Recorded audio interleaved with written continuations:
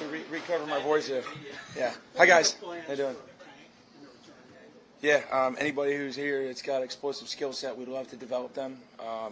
So, planning-wise, all receivers, any running back that can handle a punt or a kick return, defensive backs always add extreme roster value. So anybody that's available to us, we'd love to get them a chance to make plays and get a touch. What about his specific tools that he brings to that?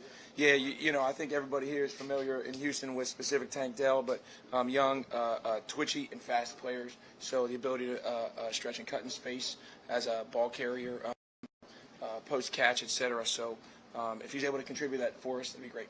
Frank, what's the reason? Go ahead, sir. Go ahead. What was the reason behind bringing in that extra kicker? Yep, planning kicking progression as well. But man, we got to evaluate as many players as we can. This is training camp, so proving yourself every single day.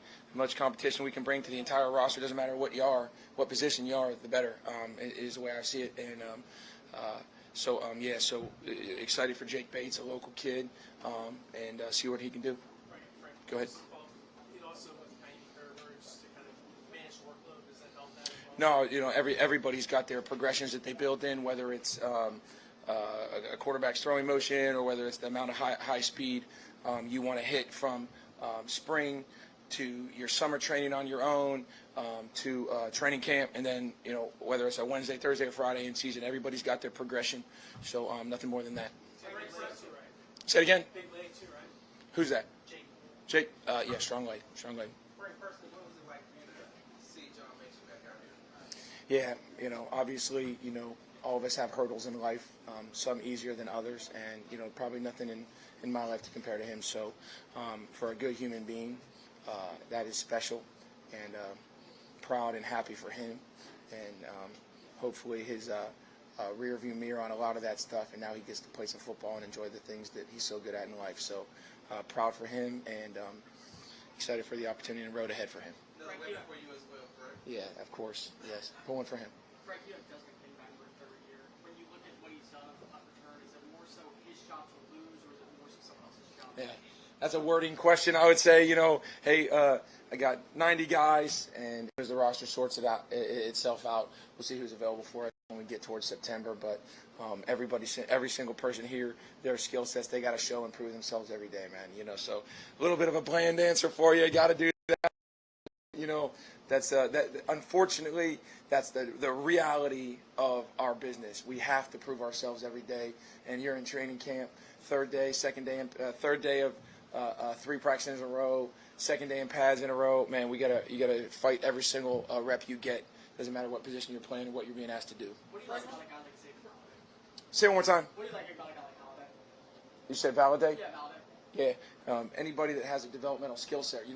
A lot of these top-end players in college, they get to the NFL, the special teams game is, that's a learned skill set and something they have not been asked to do. So anybody that's hungry, has a good learning mentality, sign me up for that guy. You got a winning chance if that's the case. Go ahead. No, that was, let me just piggyback on Sure. Your offensive coordinator has big list. The defensive coordinator, what's your shopping list? My shopping list. Get the leftovers. Get the leftovers. That's not man. They can worry about what they got to do. I'm trying to find 22 starters for the each phase, or for the kicking phase and the coverage and the return phase. Kicking game players are starters too. So the roster, that chemical composition of the roster, when you get towards September, it's a whole composition that has to work in unison together. So we're just like Bobby wants people who can do a lot of good different things. We want fast players that play violent, and then we want technique players that can match up versus skill. We want size players that can match up versus strength. We want guys that can outrun you. We want ball handlers that make you miss, et cetera. So a lot of different things we'll use depending on how it shakes out. Go ahead. As one of the few coordinators in the last year, where do you think the special teams can improve on going into next season? Yeah, so people might think there were some good things that happened last year, and that's all good and grand, but, we have everything to improve on. This is a brand new season, a brand new day. It's a brand new training camp. So we need to make sure we sweep every single corner and every single detail that we have as far as all 4 of the big core 4 units.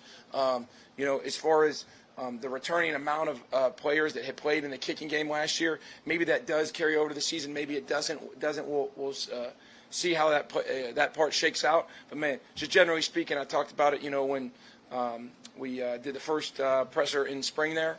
And, we've got to find ways to improve the return game. We've got to find ways to continue to affect coverage with more sound tackling. There's a lot of new to this team, with coaches, some new players. You're back, some of your specialists are back. How valuable is that familiarity that you have with Kaimi, with John, with Desmond, with Cam? Like, how much deeper does that allow you to maybe get on a long run with those guys because you're familiar, everybody knows That's right. the expectations? Yeah, part of the question is the answer in the sense that the familiarity is a bonus. When you get a bunch of veterans that I don't want to say veterans, but when you get against players with the same system experience multiple years in a row, not that you install quicker, not that you don't lay your foundation properly every year, but the goal is to have it laid and then start pushing the information on them a little bit faster because there is some ability to handle it quicker, right, with familiarity and the calls, et cetera. And then as far as those specialists goes, those three guys have been here, going on 3 years together, working in unison. That's a blessing for them in the sense that they have their own system down. They don't need to say, hey, let's work this today. They just know and go and do, so efficiency rises. Go ahead. What are the relationships like on this new coaching staff, and how are you guys working together? What's it like? Yeah, it's always fun. Joined a few new staffs, and it's always fun. The first couple, somebody breaks the ice, cracks that first joke in a staff meeting, whatever it may be. Burke's pretty electric, and that guy brings some energy. And just as an example, it's been fun to meet a bunch of new staff members and work with them now going into training camp. That they're coming from winning programs, a lot of them, and those guys are efficient. And you see the way we practice is just the P's and Q's are on it right now. So I'm hoping that all of us can, bounce ideas off each other as the season goes along. Been really good making new coaching associates there to work alongside. It's been good. Good. Okay. Thank you for Okay. See you guys. All right.